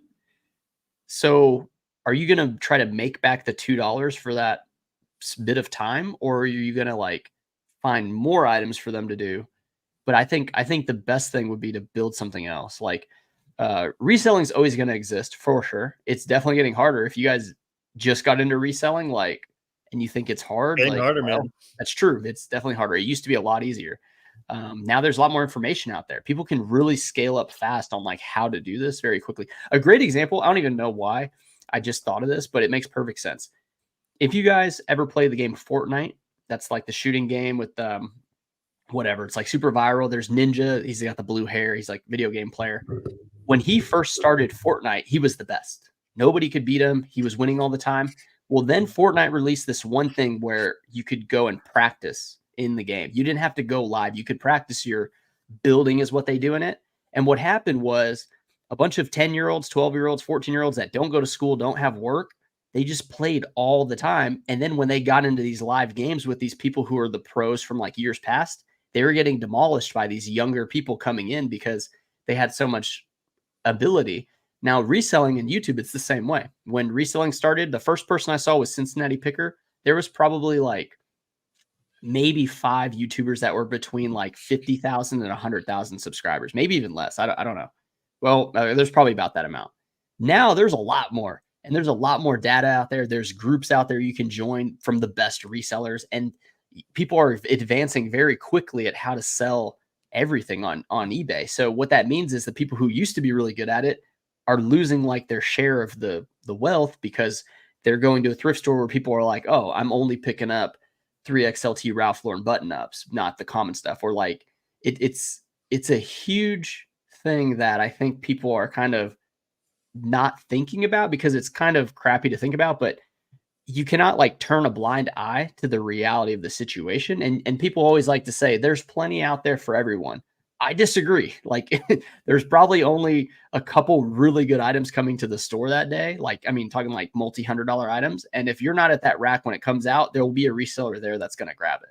They're very, so man, that was kind of like a tangent, but yeah, it's pretty much like as time goes on, reselling is changing fast. Yeah, as time goes on, everybody like, because I've thought for a while, like, okay, I'll go through a store and a reseller's already been through it, but I'll still pick up items. So I'm like, oh, I'm a better picker, or like I have more knowledge, right? I think there's going to come a time where eventually everyone's just going to kind of have like broad knowledge. Like there's just going to be a lot of experts that do this, and they're all going to be rotating stores. And eventually everyone's going to make kind of the same amount of money to some degree. Everyone's going to have different work ethics and all that. But for the most part, everyone's going to have businesses that are running well. And it's just getting tougher and tougher to find items. And eventually it's going to be like, it's gonna be more saturated. It's kind of like whenever there's a boom, like a tech boom, and like everyone that's coding makes a lot of money. But then as more people know how to code, that it's like a less demand skill. There's less demand for the skill. So yeah, you end up just making like what it's worth. Like everyone's making the same. Everyone's kind of making a certain amount of money, what it's worth, and it kind of goes down over time. And that's how it works. I think that's what's happening right now with reselling, where the amount you make per hour is like slowly dwindling because more and more people are doing it. It's just like, it's kind of what the skill is worth, it's becoming what it's worth, which is still fine. If you're good at it, and you'll still make a decent money, it's fine. But as far as scalability, unless you can find, like we're talking about, unless you want to do the pallet game and all that, like, it's like, man, if you want to do that, great. But I don't know. Yeah. There's very few people passing on vintage Carhartt jackets. And then now like the culture of like the high schooler or college person that's going to thrift for a date or like an event, something to do, like they're going to go after stuff that's good and cool, like that can resell well. So it's it's changing out there, but it's still worth trying and figuring it out. It's definitely like not as great as what it was. I'll tell you that. Poochie says, I have VAs do my listings, put them in the draft. I approve them and list them. $3 an hour saves me a ton of time. And then you have the time of approving and listing them though. So like, do you click into each one and like check to make sure it's right and then just say, okay, that's good? Or do you just see it in the bulk where you can see like the listing? Because I think that's changed it a little bit too, which might make it a little bit easier. Bama says the closest bins are so small and so crazy. I bet. Lisa says, do you have any tips for buying local for insurance? I specialize in bags and shoes. Oh, for instance. Do you have any tips for buying local? For instance, I specialize in bags and shoes. I've wondered what I could do here locally where people know I buy. Next door Facebook groups. How do I advertise? Yeah, I was trying to do something similar as like a buy sell trade store for men's clothes because there isn't one of those establishments in my town. There's a bunch of women's consignment stores. And what I did was I went to those women consignment stores that were local and like, they're not like Plato's Closets. They're like mom and pop stores. And I gave them business cards and I said, hey, if anybody comes with a bunch of men's items that you guys don't take because they only took women's, I said, send them my way. And I was generating a lot of calls, but you got to kind of like follow up with those people every like month or 2 months and kind of say, hey, thanks for the customer you brought me, or like get them some donuts or a gift card or something. That's one way you can do it. But yeah, and it also helps when you have like not out of your house, so like I had a store or an office that I called a store in a big prominent building in town. So people were like, oh, this is legit, not like come to my van in the Walmart parking lot where I'm going to buy your $100 purse for $10. And then you have to make it very convenient. And then you also run into people who just have a bunch of trash. I literally had somebody with a bunch of trash bags of clothes and they were just terrible. And I was like, dude, the time I spent meeting them and yeah, some people do want to meet though. And it's sketchy. It's dangerous too. I did it one time. I put Facebook ads and this lady messaged me and I went over to her house and I spent way too much time there. I mean, I went through everything. She had so much stuff. And then at the end, after going through everything, like trying to barter, like, oh, I hear you can't pay that much for these, and then she was like sentimental to the items. And it was like, I don't know. It was just tough to get her to part with them and for any like reasonable price. And I had already spent time there. Like, I think if you're gonna do something like that, it's gotta be like, have a storefront, have somebody come in. How much do you want for these items? Yes or no. It's gotta be a quick thing. Yeah. Or when you go to that and they have, just say like, well, how many pieces do you have? What kind of brands? You show up, you quickly thumb through it and you say $200 for all of it, $500, make the deal. Say, if they're not into it, be like, that's fine. I'm not going to hand pick these items. Another thing is you can talk to people who run estate sales, try to get in good with flea markets, people who have certain items that maybe they don't want, or maybe they do storage lockers. But I do think the Facebook advertising, anything digital advertising is nice because like the social media stuff that I put out, I'll make a short and I'll put the same short on YouTube, Instagram, Facebook, TikTok. So it's one spot. I'm at my house putting it on multiple things for thousands of viewers. And Yeah, but yeah, you want to create like somewhat of a business Facebook page, something to show you're more legit than just like, I'm Lisa trying to sell your expensive stuff on eBay. Please sell it to me for cheap. Like you have to make it worth their while, and you have to make it convenient for them. So there's a lot of factors into it. It's not impossible to do. You definitely will get hits. I mean, think about it. You see those signs sometimes that it's just on a stick in like a corner of an intersection. It says, "We buy homes, call this number," like we pay cash for homes. Or you'll see it in like Facebook selling groups, like I buy this, I buy cell phones. So there's a reason people are doing it, because they're getting somebody. Renee says, are most of your customers repeat buyers? I actually pulled it up while Brian was talking. And for last year, 5.2% were repeat buyers. I had 419 repeat buyers, and I had 7,636 one-time buyers. So 5%. Yes, that's pretty good. And most of those are resellers most of the time. Flip It Good says, best ever King of the Hill episode is one where Hank drives the semi truck.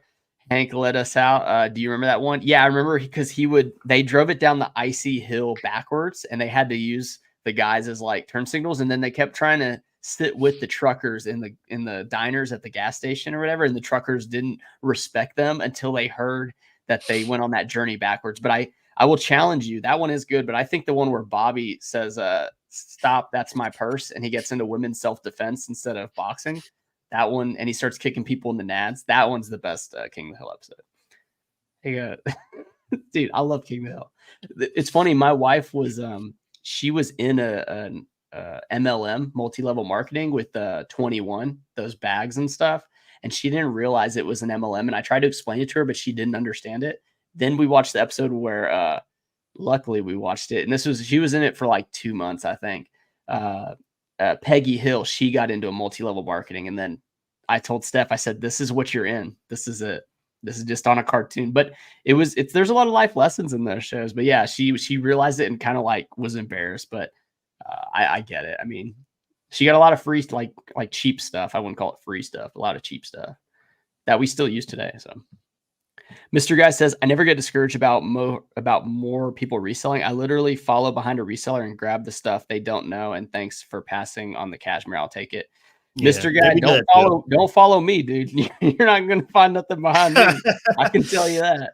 I don't know what reseller. That's the thing, is like the people that not to follow, like you meet those people, you see them around, you know who they are after a while. But yeah, most of like the newer people, it's going right after them. No, and then it's like, I'll pick something up I can make $7 on, but a lot of people want like $20, $100 sales. They're only looking for like the best of the best. But yeah, like a cat. And yeah, if it's like a damaged shirt, but it's cashmere and it's a really good brand, like it's probably fine. Like somebody will buy it. Poochie says, I check pricing and keywords. We list 50 to 150 a day usually. Dang, pretty big operation there. But she said, we list. So that means you have help. Do you have like a spouse, or do you have a partner or an employee? Because I wonder where you get your items. Do you handpick everything? Do you get yeah, that's a lot to handpick. That's always the main problem with. Think about that. If you had one of those categories like coins or stamps or something where you can just have a lot of stuff and not take up a lot of space, like that's a whole different game too. Like I know there's somebody in my town. He has been on eBay, I think since 2003, and he has one of the biggest comic book stores on eBay. And this dude's operation is massive. He has 2 gals that do his listing, and they list, I think, 100 a day each.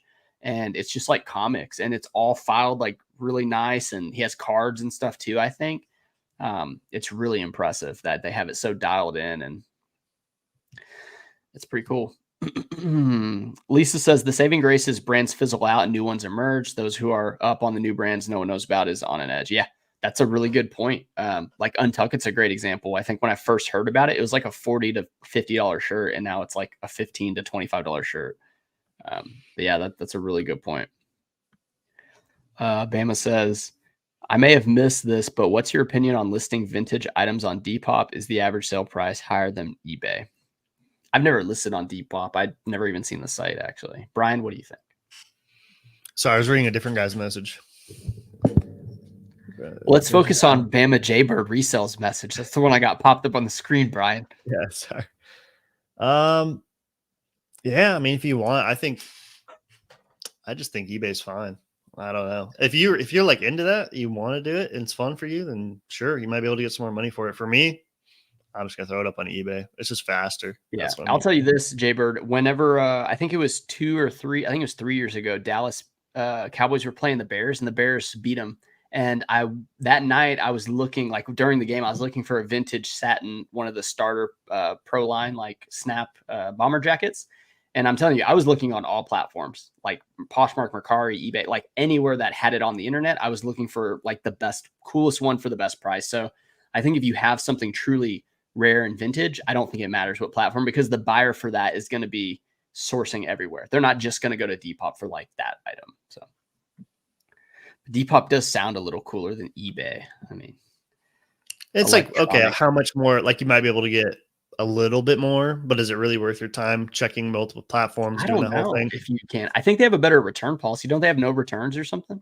I feel like something's better about Depop, but I don't think the price matters, because I don't know. Like I said, I think people are looking all over the internet for that really cool I don't know. stuff. I don't know. When I sold those Jinkos, dude, I looked on Depop or whatever, and dude, they were going for way more, I thought. But Really?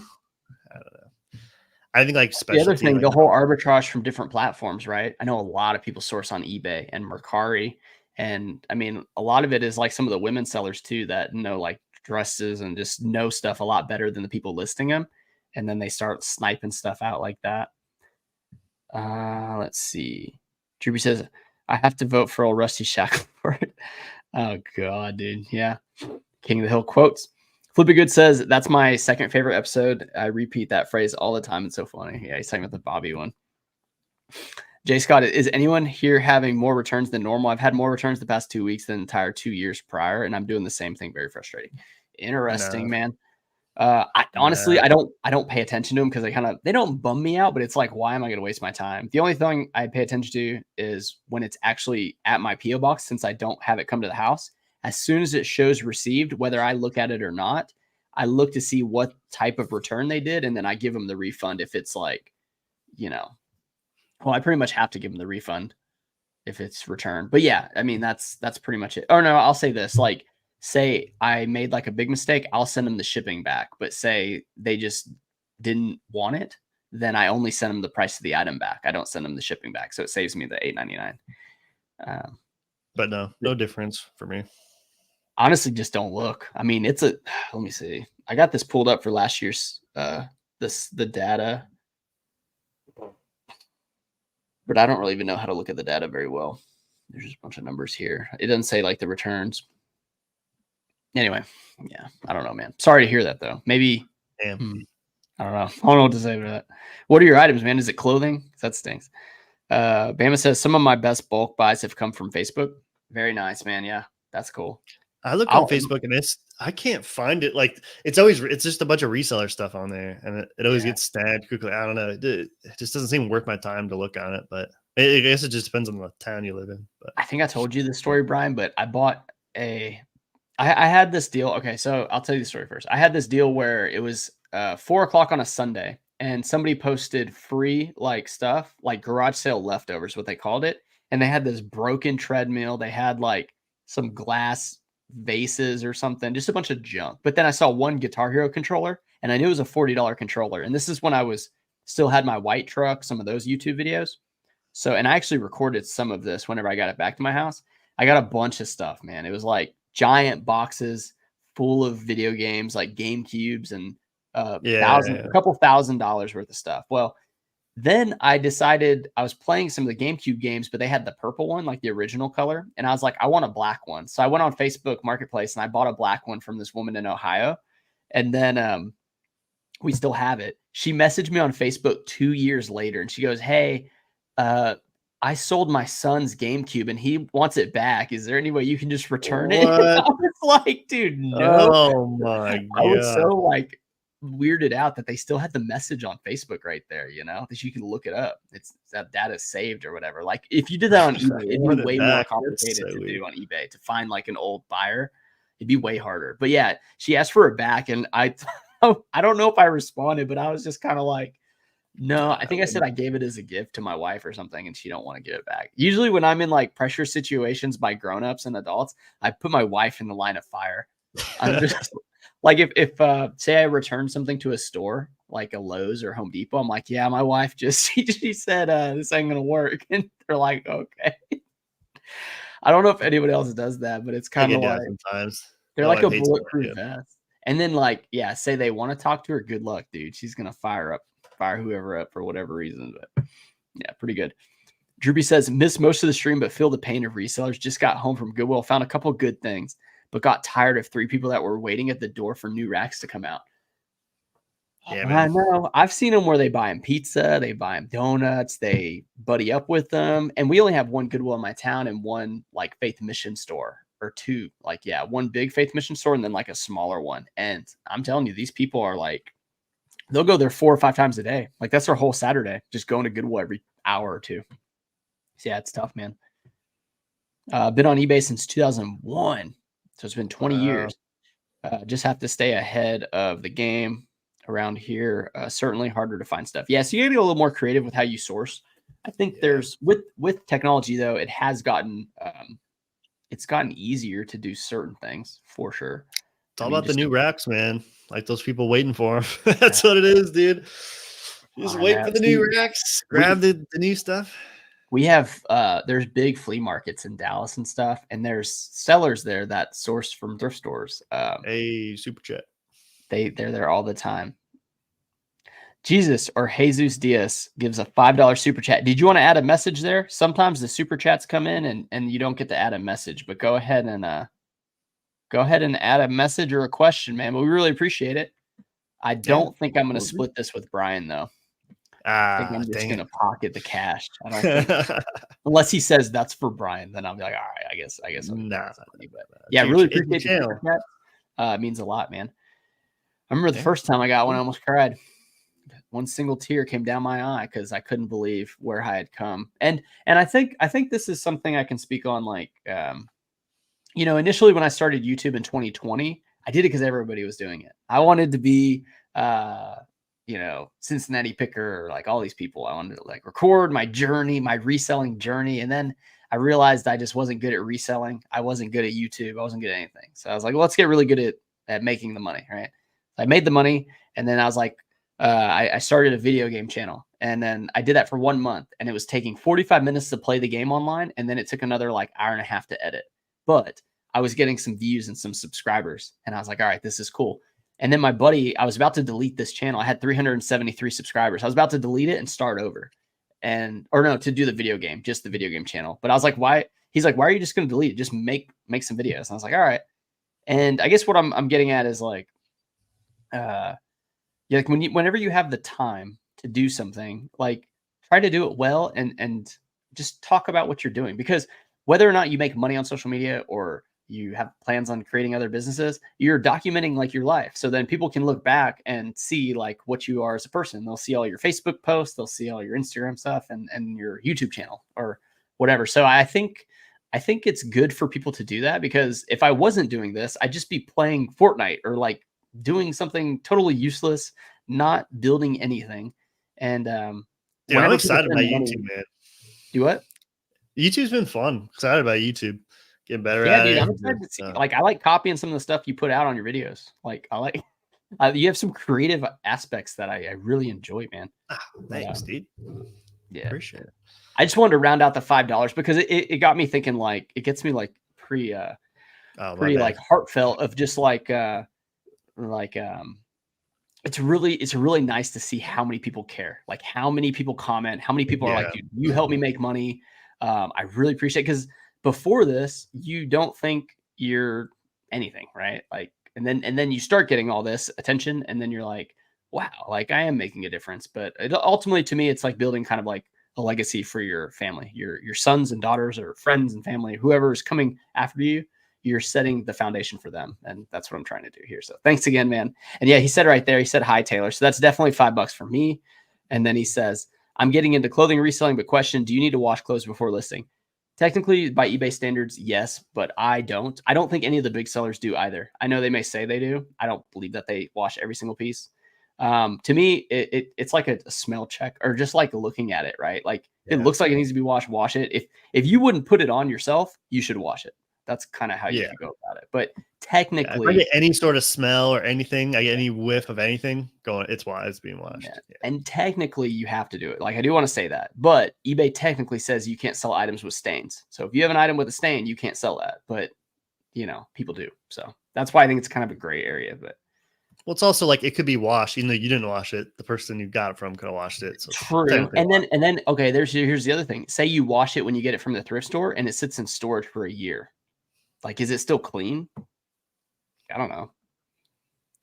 Mr. Guy says that's crazy. Donuts and pizzas. I'm not giving them Goodwill employees nothing. I'm definitely not rounding up either, dude. Catch me rounding up, and we got some problems. I've rounded up, I know, 2 times because I really like the guy that was there. And then the second time, I think they tricked me. I think they rounded up on my behalf, and I threw a stink. And I wish I would have recorded that instance because I always tell them, like, dude, if Goodwill wants to take from the customer more, like, why don't they just take less money? I mean, I run a business. If I want to give my employee more money, I just give her more money and I take less. I don't ask my eBay customers to round up on their purchases so I could give them to whoever. Like, it's crazy, man. But yeah, pizzas and donuts, it's the real thing. Lisa says, since you brought it up, would love to hear about how you build relationships, contacts, sources, employees, etc.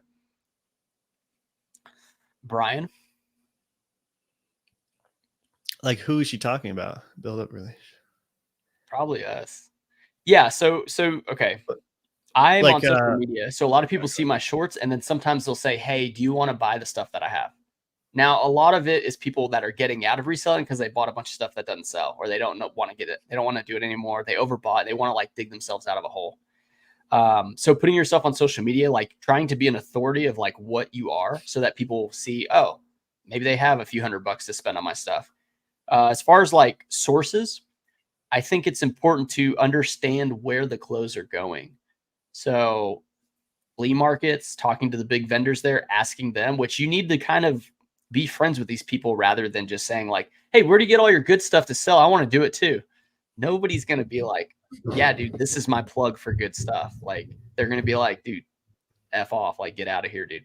So people who understand, like, if you got like a golden goose or you're getting good stuff, like you're not going to want to share it with people necessarily. Now, as far as like employees, we already kind of hit on that. well, I don't know if she means employees in terms of like hiring an employee or like getting to know the employees at the Goodwill and like getting into the back room or something like that. I don't know. That's what I meant by who does she mean? But yeah, like I know all the employees Lisa. at Goodwill's. Like I know all their names. Like the ones I go to a lot, I know all their names. I'm constantly talking to them. Like I think memorizing their names. Sometimes like when I remember or ask their name, I'll like write it down in like a little notepad on my phone. Like, oh, this person's name was this. Usually I'll remember it after I write it down with their phone number and like a kissy face. Yeah. No, but yeah, after you get to know their names and stuff, like just calling somebody by their name helps a lot. And yeah, they'll let me look through the new racks and stuff. Being nice. Yeah. I absolutely agree. Like there's a lady in the Salvation Army that when she brings the new racks out, she'll tell me, like she's literally pulled me aside with the big cart and she goes, hey, I'm going to put them here on this rack if you want to look at them before I take them to the actual section. Like, and that happens by me just being, I don't know her name. I know she's nice. I know I say hi to her every time I go there because I like saying hi to people and it makes a big difference. But yeah. Or like, I just put some stuff away over there. Like, oh, hurry up and go check it out. Like, okay. Yeah. But as far as getting in the back room, that's a whole nother thing because those people get fired all the time. The turnover rate at Goodwill is pretty high. At least the chains, they're gonna, if they're doing that, they'll eventually get fired. So it's I want to show this. I've been playing with this weight. This is like a little finger what do they call it? A gaff, like those gifts that are like for jokes. My employee Randy, she got me this. It's like a little kettlebell, and it's for stress relievers for your fingers to do weights. So I've been playing like with this because it actually has like weights on it, like the little dumbbell. Anyway, just if you were wondering what I was doing. Basket Noodle, ridiculous name. If it's pre-owned, you should always wash it. If not, you're lawsuit ready. Walmart's been sued numerous times for parasites in clothing. There you go. Lawsuit ready. AK Goodwill employees, beneficial resource for business. Yeah, they can only do so much, man. I mean, they're risking their job by helping you and stuff. Jay Scott says, I feel weird in stores because I'm sniffing shirts before I buy them. That's a weird thing. Try filming yourself doing that too. Or like I set up tripods in the stores and I feel really awkward sometimes. People always looking at me and I'm always thinking they're going to knock over my phone. It's like really expensive. Basket Noodle says, parasite eggs. Yeah. So that's a good point. That's why like you can't, you're not supposed to sell like used mattresses and stuff like that. Like you're right. The thrift store is a dirty place. It would be beneficial to wash every item. I may just start saying that I wash every item just so people don't like sue me or something. Fidget spinner. Yeah, same thing. Same thing. Talking about playing with the little weight thing. Bama says, gotta go, guys. Enjoyed it so much. Hey, appreciate you coming in, man. Or ma'am. Really had a good time having your questions come in. Don't Jesus or Jesus says, sorry. Did you say something? No, I was reading a comment. Was it the one that's up right now? No. Okay. Well, okay. She says, do you recommend me to pick winter clothing now, even though the season's ending as soon as we're hitting spring, summer? Or do you think it's a good idea to buy and sell things that are out of season? Brian, do you want to take this one? I got an answer ready though. Do you recommend winter clothing now, even as ending season? So what I do is I buy out of season because if you look at the shorts section right now, usually if the store even has it out, a lot of times they pull that section. A lot of people aren't buying it. What I mean by a lot of people, I mean like casual shoppers and resellers alike. So you can go find some good items in the off season, but now everyone's buying jackets, even casual people that do need like nice stuff for cheap. They're going to the stores to buy them. So I would recommend just picking up anything that's good and sellable. Now, the sell-through rate may be harder to determine when you're looking up a shirt that's out of season. So if you're looking up like polos or board shorts, you're not going to see 90 days of sold history very good on board shorts. But come spring, summer, you're going to have a bunch of them that will sell. But if you don't have money to do that, then don't do that. Only sell things that are going to sell fast, 100% sell through items if you don't have the cash flow. If you have thousands of dollars to spend and wait a year to get, double that, then go ahead and do that. Yeah, there's like brands we know that are like just good. And when you look them up, it's going to say that they're not good, like very slow sell-through rate. But we just know that, the summer's coming.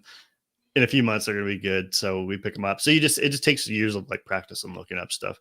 But I pick up stuff year round. I don't really like think like, oh, it's, winter's coming up. I got to pick up more jeans. Like if it's a nice pair of jeans, I'm going to pick it up any time of the year because it's going to be an expensive pair of jeans. Like it might just take a little bit longer to sell or whatever, but that's fine. So we have enough like cash flow coming in that we can kind of afford to, just pick it up, throw it in the store, and we'll profit on it like eventually within like the year or whatever when the season comes up. But if you can't do that, then you're gonna have to figure that out for yourself. It's like, and there's people you can't do that, then don't. It's like just pick up the stuff that's selling right then. There's people that buy swim trunks in the winter, and there's people that buy snowboarding gear in the summer. Like that does happen. It's just not as frequent, but it just kind of depends on your money situation, really. Because the worst thing you can do is not have any money. Then stuck with a bunch of inventory. You're like, well, that's my cash pile or what money pit or whatever. It's like, not really. Like it still has to be processed. So you definitely want to keep cash flow. Lisa's saying don't sniff the shorts. Jay's saying he does the underwear. Virginia says if it's a good deal, buy it. Exactly. Couldn't say it better myself. Jeremy says, ran into you, Sean, a few weeks ago at Thrift Giant. Appreciate you chatting with me for a bit. Very nice, Jeremy. So there you go.